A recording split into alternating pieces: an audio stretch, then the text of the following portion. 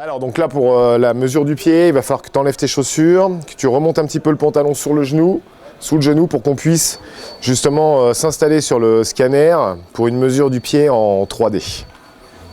Alors vas-y, un pied dans chaque rectangle, tu essaies de les avoir bien parallèles, tu fléchis légèrement et l'idée ça va être de rester bien statique pendant la mesure du pied.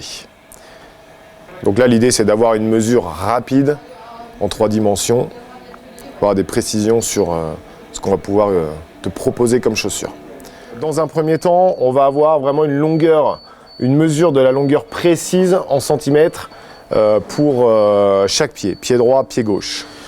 Donc en fait, on peut toujours observer un décalage au niveau des longueurs de pied. Là, par exemple, on a 5 mm de différence entre un pied droit et un pied gauche.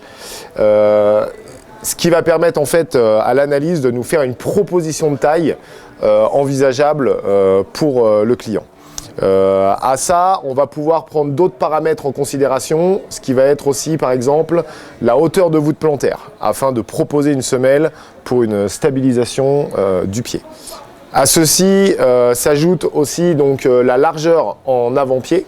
C'est-à-dire que les critères, les paramètres qui sont pris en compte vont nous orienter sur un volume plutôt large en avant-pied. Toutes les chaussures, toutes les marques possèdent en fait différents volumes, pied fin, pied médium, pied large.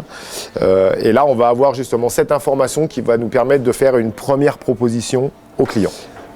Troisièmement, la hauteur de coup de pied. Va être prise en compte aussi. Encore une fois, aujourd'hui, on a beaucoup de paramètres au niveau des chaussures de ski sur les hauteurs, en fonction d'un pied plat ou d'un pied très cambré pour éviter les zones de contact au niveau du coup de pied. Donc là, on a vraiment une information qui va nous permettre de cataloguer le pied vraiment dans un registre précis, encore une fois, pour faire un choix de coque plastique adapté au pied du client.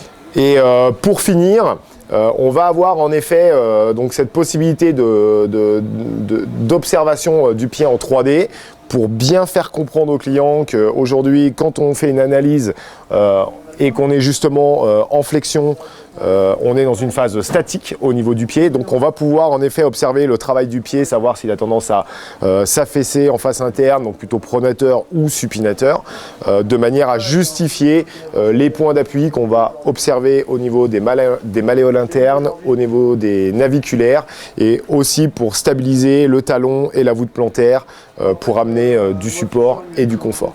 Donc ça aujourd'hui c'est une vraie prise en considération du client qui aujourd'hui peut voir son pied et accepter et valider en fait les tailles que l'on va pouvoir lui proposer. Bien évidemment, après on rentre dans notre travail de bootfitter, c'est-à-dire l'analyse du pied dans la coque, de manière à valider ce que le scanner nous donne comme information et procéder au bon choix de chaussures pour le client. Donc en conclusion, le scanner permet de faire une mesure précise des longueurs et des volumes des pieds de chaque client, de manière à ce que nous on puisse ensuite faire notre travail d'analyse du pied dans la coque, de la chaussure et aussi du travail sur le chausson afin d'adapter au mieux la chaussure au pied du client.